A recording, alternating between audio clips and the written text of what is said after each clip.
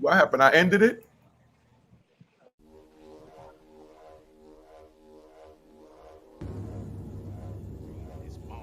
You know what it is, where the April showers get ready to come in, even though it's March, so we just rolling down the block. So now as we going up there, you know, we got butterflies in our stomach, but at the same time, this is our regular lick. You know what I mean? So we pull up in front of the building on 160th, so now we get out and we run up in the joint. So we knock on the door, boom, boom, boom. So as we knock on the door, they yell back, who is it, who is it? You know what I mean? But of course they speaking in Spanish, que pasa, and all that, but I ain't trying to hear all that crap. Just come to the door so I can rob you and get this coke and get up out of there. I know they got drugs in there. So now when I run up in there and I'm ready to go get the drugs, here go Bob. Bob looking a little nervous. So we run up in there and now we pull the pistol on him. I throw the dude against the wall. Bob come in, he throw the other dude against the wall, and I tell him, yo, where the money and the drugs, booth out, you know what it is. So now we tell him that. Here he come, he like, we ain't got no drugs, Boppy, we ain't got no drugs. Man, I'm not trying to hear all that crap. You got drugs, man. So instead they come out, they bring out a little 80 grand. When they bring out the 80 grand, Bob happy with that. You know what I mean? We ain't never seen 80 grand. I'm talking about we little niggas right now. You know what I mean? So Bob come out with the 80 grand. You know what I mean? And got the little duffel bag on the ground. And I'm telling them like, nah, I know they got drugs in here. You know what I mean? Cause they gotta re-up. They gotta have more drugs. You know what I mean? So now dude ain't trying to give it up. So I tell Bob, I know what we gonna do. So I rip the lining out my coat and I stuff the 80 grand in the coat and I grab dude. I take him up the back stairs and I take him to the roof. When I get him to the roof, I figure I could scare him and put the gun in his face, threaten to shoot him, throw him off the roof, you know, the whole nine. So now when we get up there ready to throw him off the roof, you know what I mean? Now all we hear is footsteps coming up. So now we hear the footsteps coming up. Next thing we hear is gunshots. Boom, boom, boom, boom, boom. Like, oh shit. So now I grab dude, I throw dude in front of me and I'm holding him as a shield. While I'm holding him as a shield and I'm doing my thing, he's squirming. His man come on there, so I just know he ain't gonna shoot. So I'm like, stop or I kill him, stop or I kill him. His man ain't trying to hit it, he just start busting, boom, boom, boom. So when he shoots, he hits my man that I'm holding my hostage on the right side. When he hit him on the right side, his body went limp to the left side, cause now he weak, that exposed my right side, boom. I catch a 45 in the right, you know what I mean? So now he shoots him again, boom. So now he catch him in the other side, the left side. So now he go limp to the right side. Now I catch a 38 from the other gunman in my left hip, and that joint spun me around more than the 45, the 38. I mean, come on, dog. So now I done spun around. Now he done fired again, hit me in the ass. I got shot in the right leg, left leg, you know, the ass. But I spin around, I get shot up in the chest, and I fall to the ground. But now I bust a couple times before I go off, and it got real quiet. I didn't hear nothing. I'm just laying there on the roof, my heart beating, boom, boom, boom, boom. And I'm wondering what the hell is going on. You know what I mean? Like, yo, is this the end? I look over, I see my man Bob laying there with brain matter laid all over the floor. Oh man, not my man Bob, but I gotta get out of here. So I crawl over to the roof, you know what I mean, to the side of the roof, and I'm ready to jump off, but we 6 stories up. So how the hell I'm gonna jump? Oh my God. Yo.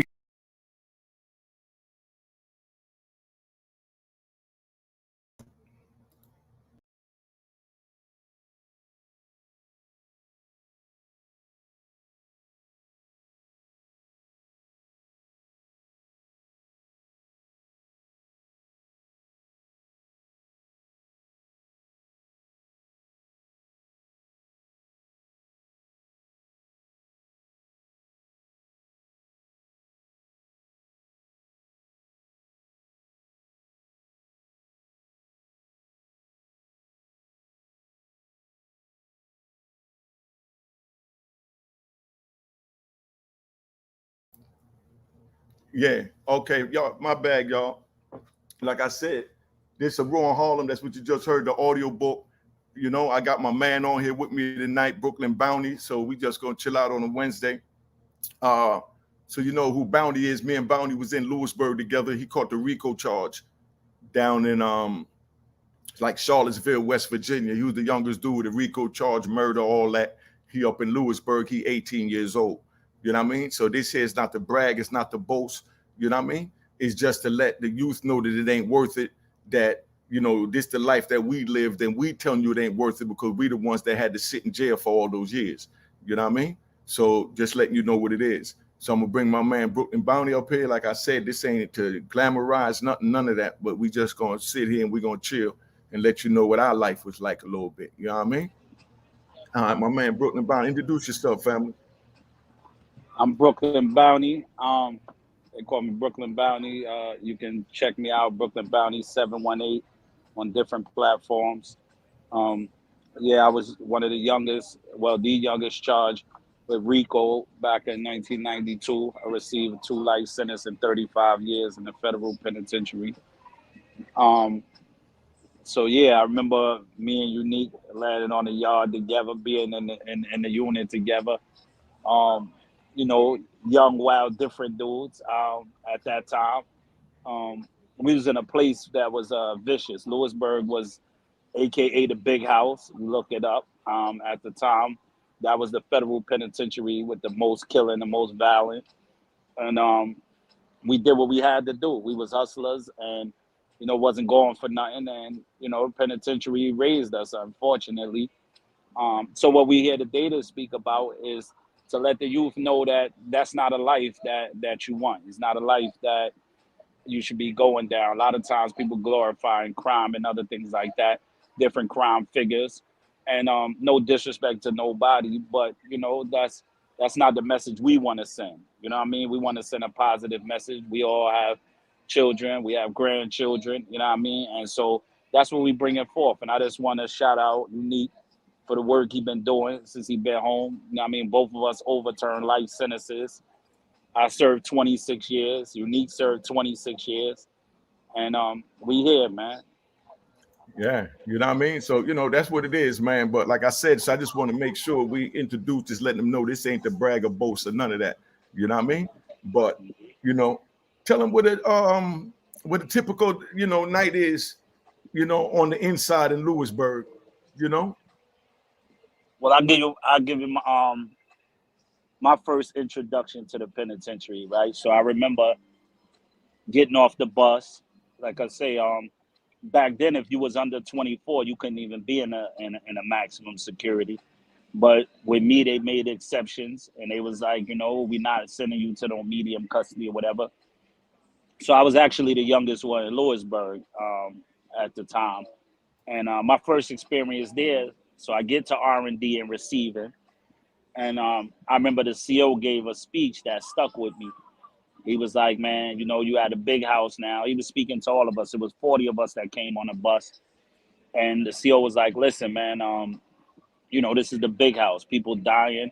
Every day we calling people families, I mean, telling them that they lost a loved one in here.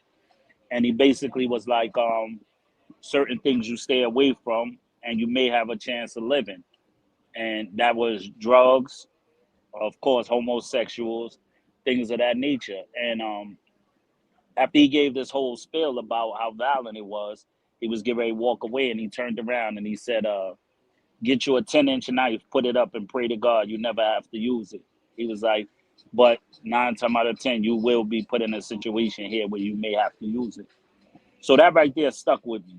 You know what I'm saying? And that's the first time I actually, and probably the only time I actually listened to a CO. You know what I mean? As soon as I got there, um, the homie Prime, God bless the dead, few other brothers that I had known or whatever from the street. And first thing they did was with the care package, with your hygiene items and all that, they gave me 2 knives.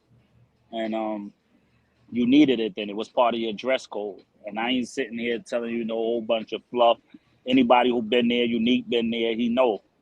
And that was my introduction to the penitentiary. So now as they walking me to the housing unit that I'm going, um, we walking, so all of us, we got our bedroll. There was a Mexican dude next to me. And when we walking down the hall, kind of remind you of certain prison movies, but we walking down the hall, and on both sides of the hall was people standing up on the walls. You know what I mean? And as we walking by, the Mexican that was next to me, he was just coming from another penitentiary in California, based on a riot that happened there between 2 Mexican groups. And so as we walking, dudes just came off the wall, about 4 dudes, and started stabbing them. But at first I thought they was punching them, because he was like leaned over and you just saw their hand going up. And they ended up killing him right there. And I found out later that day that the reason they killed him is because he ran in a situation and left his homies, and one of his homies got killed in another penitentiary, and that's what he was getting shipped there for. But I'm not even into the penitentiary an hour and I see a dude get killed. So, for me, especially at that young, and I got life sentences. I'm like, yo, listen, I'm gonna be here, and if I'm gonna be here, I'm gonna do it my way.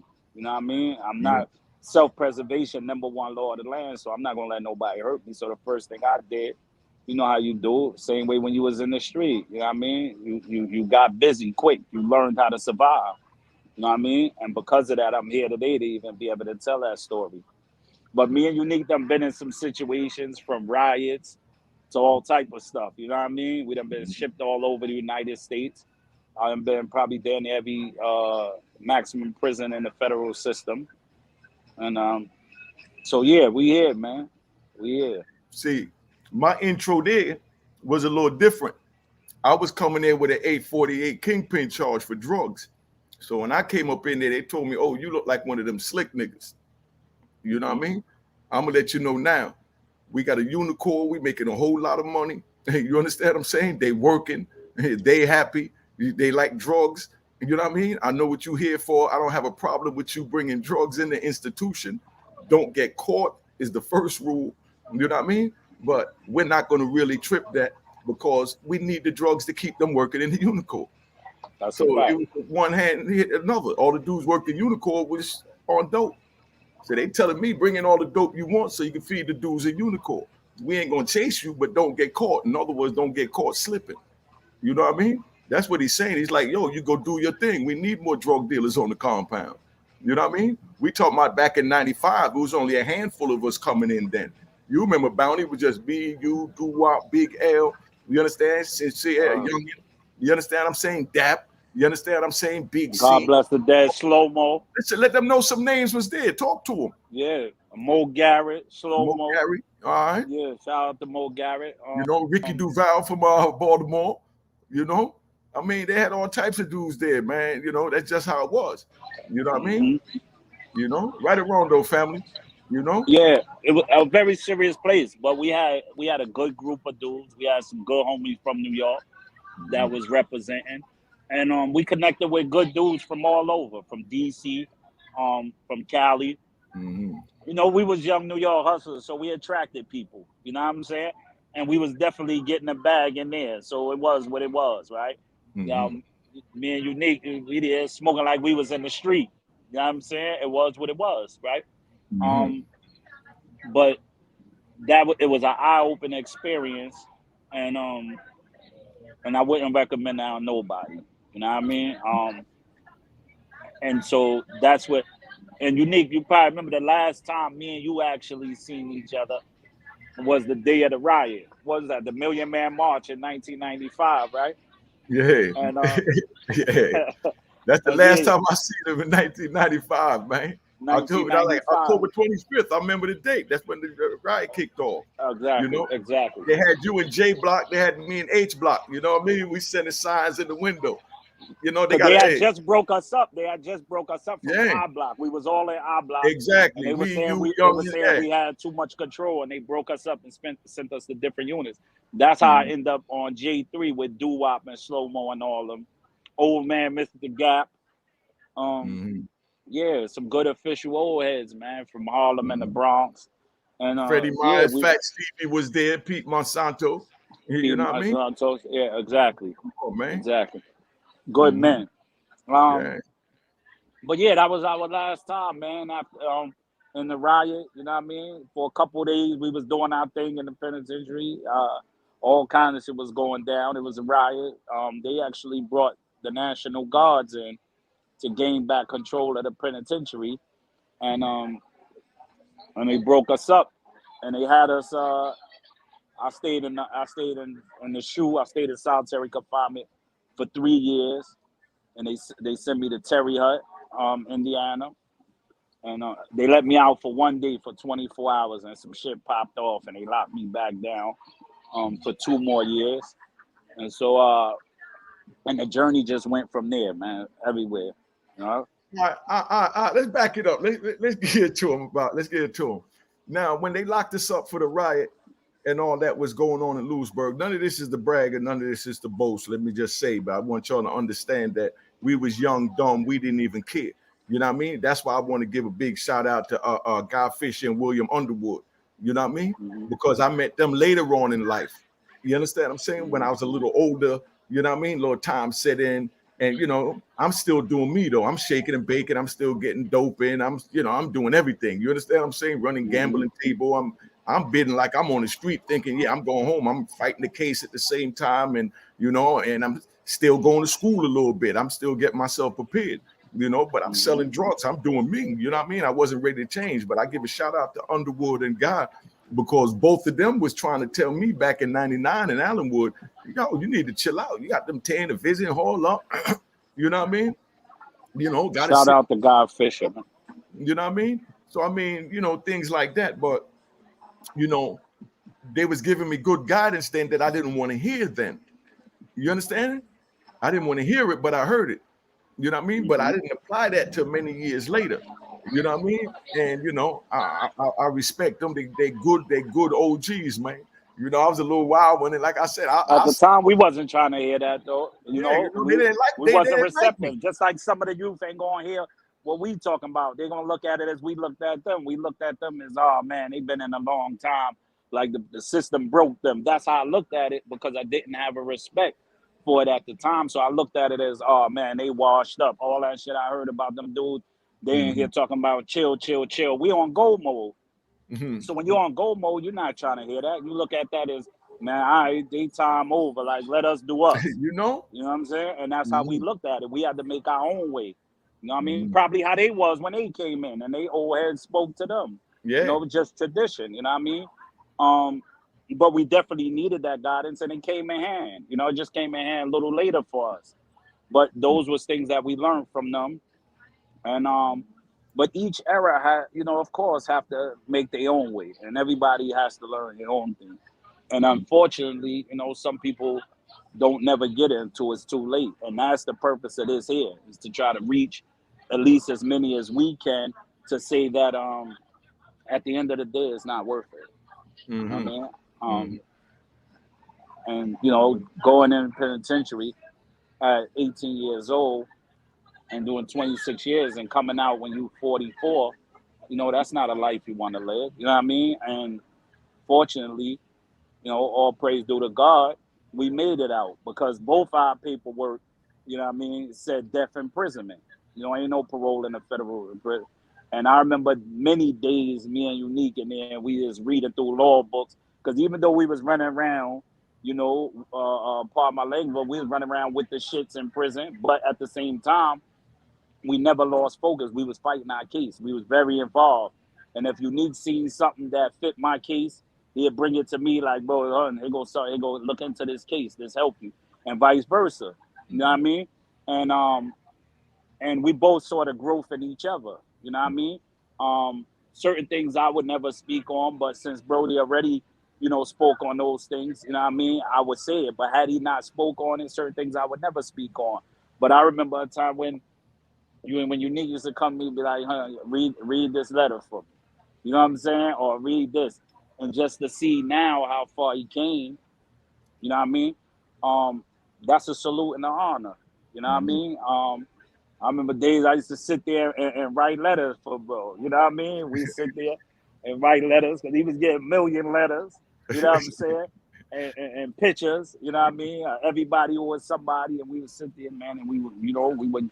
This was our way of escaping the penitentiary. So we sat there, we would look at pictures, go through pictures for hours, stories, and it took us out the penitentiary for real. Yeah. As I'm speaking about it, it brings back, you know what I mean?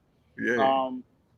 Because you find a way, and that's what we done. Because when you're in prison, especially with a life sentence, the way I looked at it is, them people put me in a maze, and it's my job to find my way out. So this is the days before computers and where you could just Google a case and all that. We had to actually hit the law books.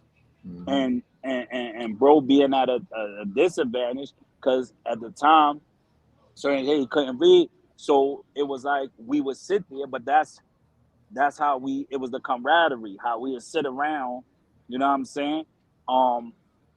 And at first I used to say, it was an eye opener to me, because I'm saying, here it is. You got a motherfucker that can count all the money in the world, right? And but at the same time, but it goes to show that what you want to do and you determine. Because I seen, bro. All right, thank you, bro. Yes. All right, have a good night. All right. Right there where they at. Yes, pardon me. Um, that's the world famous DJ Frank Ski too. You know, he came and played for us tonight. That's why he just said thank you. Mhm. But yeah, you remember Frank Ski from Baltimore days and all Yeah. that. You know, Yeah. he one of the biggest on the radio station here in Atlanta. But yeah, again, that come from our travels through Baltimore and DC and places we was at back then, doing whatever we was doing that led to our journey. Um, but it's a pleasure and it's an honor, man. And I just want to say to anybody here listening, um, whether you're a young man, you know what I mean, any race don't matter for this. If you have a son, if you're a female and you have a brother, um, you need to have them tune in and tap in, man. It's important that they understand that you're not talking to those dudes that, you know, that tuck the back door to get out of prison. There's no disrespect nobody, but it is what it is, right? Some people tuck the back door, you know, and this is why I look at brothers like Unique and certain other brothers that Todd and El Boogie, you know, dudes that had life and kept it, you know, 100 inside the penitentiary and in the streets. And those dudes get a special mention because that was a time for us when, um, you know, that wasn't the way we chose to go out. You know what I mean? And so we fought our way out. So to me, you know, that's honorable. And I just, you know, I want to shout those men out and give a special shout out. The homie Fila just gave back life sentences and just came home. The homie True Mhm. from Brooklyn just gave back a life sentence and he home. I got at least 10 brothers, man, that, you know, I'm in constant contact with, that we all had life sentences, man. And every one of them did 25 and better, and we home. You know what I mean? And not only are we home, but we making a difference in our community. I just did 2 food drives in my hood in Bed-Stuy. Shout out to the homie Popsy, CMB Popsy, the homie Fruit Quan. You know what I mean? These is brothers that, you know, they put on for the hood and they got a lot of time and they came home, man. They doing positive things, man. They speaking to youth. They get doing food drives. If you out there, you see us on the street, you see me on the street, pull up on me, man. We could talk. We could always chop it up. If you have a son that's at risk, a nephew, or you, and you just want somebody to speak to them, some mentorship. I can't save the world, but whoever I can save, man, I'm gonna do my part. You understand? And I think if we all do our part, then the job get done. You know what I mean? Well But said. Well said. Now, being that you don't went there, it was crazy for me. Whereas I had a bond towards this brother, you know what I mean? Because he was young, he was wild, he was he was cut from my cloth, you know what I mean? And he was younger than me, because he about 8, 10 years, 9 years younger than me, you know what I mean? But he's running with me and older dudes and older dudes and older dudes, and everybody love him because he know how to move. You understand what I'm saying? And we learn that from knowing how to move on the street, because any environment we get to, we adapt to like a chameleon. You understand what I'm saying? facts. We change colors too. You know what I mean? Some brighter than others, you know what I mean? And then some, darker than others. You know what I mean? But we change colors too. But we all have all the ingredients in us that each other have. You know what I mean? So we each got that bright side. It's just how bright you're gonna allow it to go. You understand? And we each got that dark side. So it's about how deep you're gonna let that go. You know what I mean? If you're really ready to let the dark side go. I mean, it's crazy because no disrespect to today, because I've been gone 30 years. I'm just telling you how it looked from my point of view. I mean, back then, man, they didn't play with the reckless shooting and the reckless this. I mean, if somebody wanted somebody, they went up to them and put them out. You know what I mean? They gave him 2 to the head. However, and that was it. It wasn't 10 other people might get shot or could get shot. No disrespect to nobody. I'm just telling you how it was. But that's because it was like lawless back then. You understand what I'm saying? Meaning you had to stand your ground as a man. You know what I mean? You had to stand your ground as a man when wolves came at you. You know what I mean? Because Right. we're all wolves, but you get bigger wolves, badder wolves, and all different type. They get the cross wolves. Those are the ones like if you take your dog and you feed it gunpowder or you feed it hot sauce, you know what I mean, every day for 6 months, he's gonna get what we call cross. He's gonna get crazy. You know what I mean? He might just bite at you for no reason because his mind ain't dead. You know what I mean? But you created a mean dog. I mean, no disrespect to the animal lovers, but that's how they was doing it back then.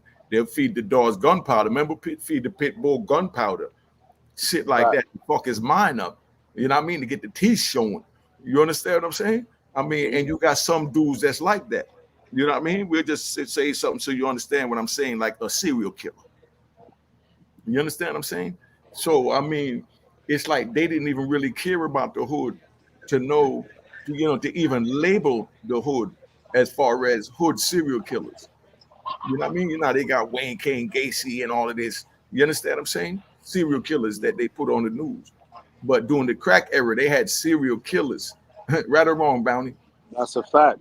You know what That's I a mean? fact. They had That's a serial fact. killers, my nigga. So when you look up the definition of a serial killer, it's a person that kills two or more in similar fashion. And when you go by that, of course, there's a lot more serial killers than we think of. But yeah, the hood was different then. The value of life was at an all-time low. You know what I mean? And even now, you know what I mean? Just back then, it was just a little more on principles. Not to say that anything ever warrants taking a life, but it was more on principle than where now, there's no rules, there's no principles, because the older guys that we came up under, you couldn't just move any kind of way and be in them dudes. That you was around steppers, and when you was around steppers, you couldn't move any type of way. You know what I mean? And they had you show respect for the hood. Like, you know what I mean? We knew your mother was coming by. She knew what we was doing, but it was still a respect thing. Hold the blunt down. You know what I mean? Miss Johnson coming by, grab Miss Johnson bags, walk her home. You know what I mean? Shit like that. As to where now, you know, is a lack of respect for the elders in the community. You know what I mean? You tell a youngster now, like, yo, hold the blunt down, Miss Johnson coming. They be like, shit, so what? Like, you know what I mean?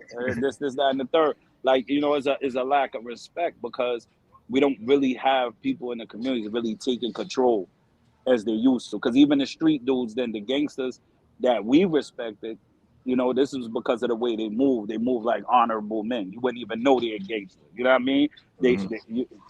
You wouldn't know that until it's too late. You know what I mean? And if you knew, you knew. That means you was in the loop or you just heard about them. You know what I mean? But now it's a different type of era. And so, yeah, it's different now. You know what I mean? Yeah. How was it for you, Unique, like coming out here now, seeing how things is now as opposed to when you left?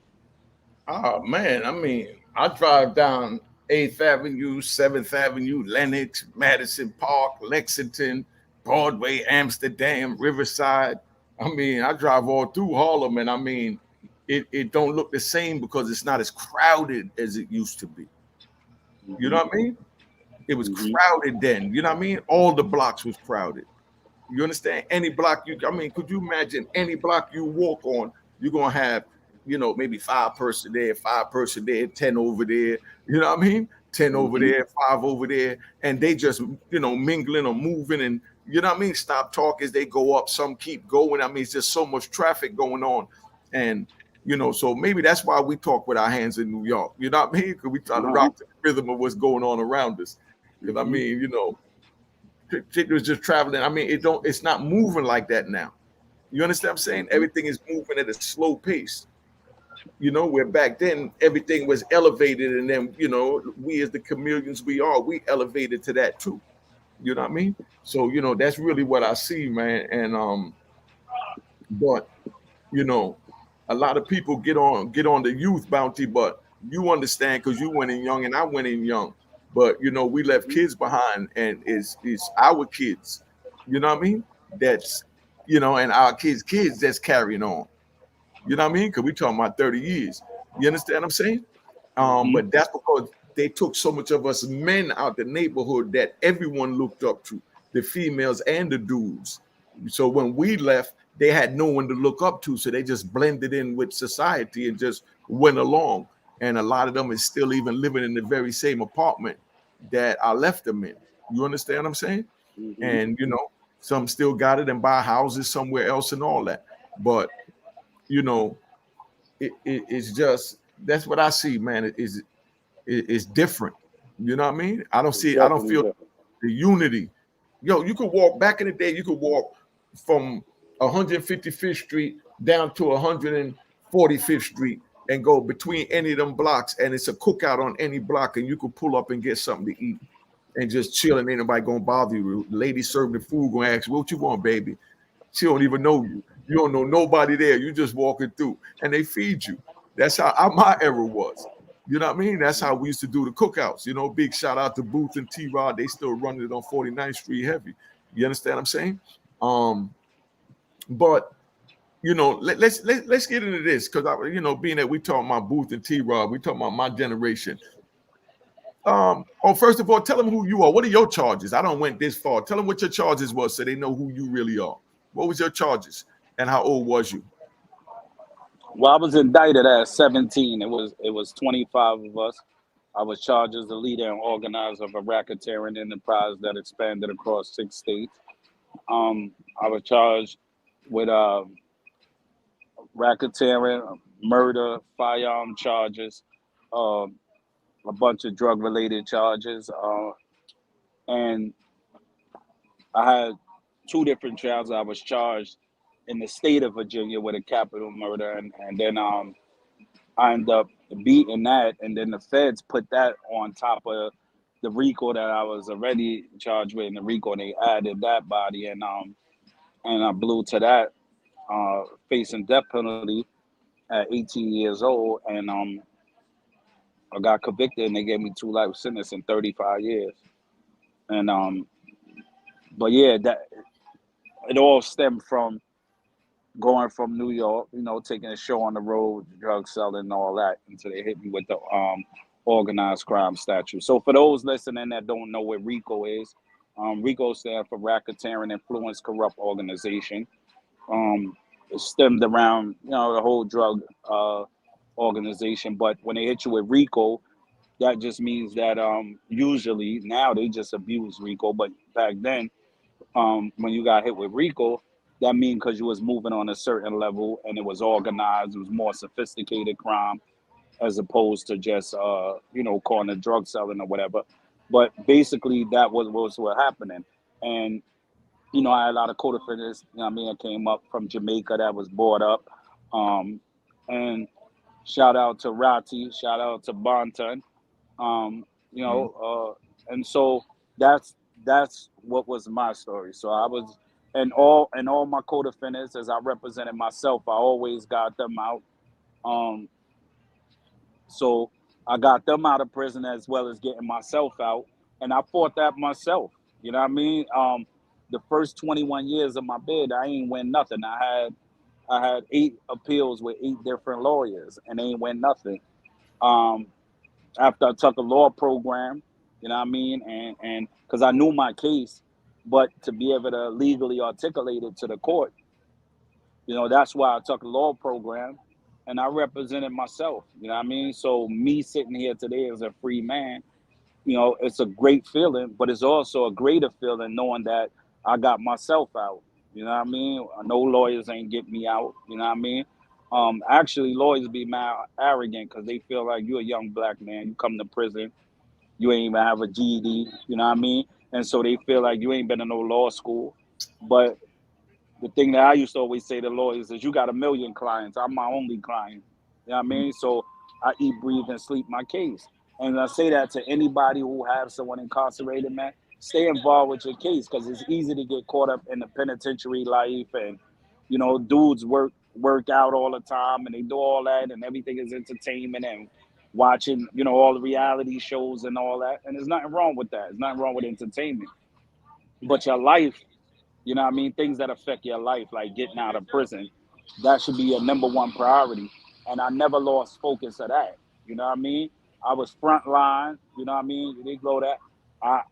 And again, not in a bragging way, But you know, I mastered that penitentiary shit the same way we learned everything else. We learned the street game and we mastered it. We did what we did, and I learned that, and I used it to my advantage. You know what I'm saying? And a lot of homies respected me. You know what I mean? Yeah. And fortunately, you know, unfortunately, I was in a lot of prison wars, and I could sit here and say, man, you know, by the grace of God, I left without a scratch. You know what I mean? And we lost a lot of good men in prison. You know what I mean? I done sat there and seen homies get stabbed and die in front of me. You know what I mean? Rest in peace. Hold up. Rest in peace to Big C. Big C, definitely. Supreme Big C, King C, Supreme Harry King. Hunt, my brother. That's right. You know what I mean? Shout out to the homie Preem. That documentary is out. You know what I mean? Mhm. But Preem is another one, 8 life sentences. You know what I mean? Stand up.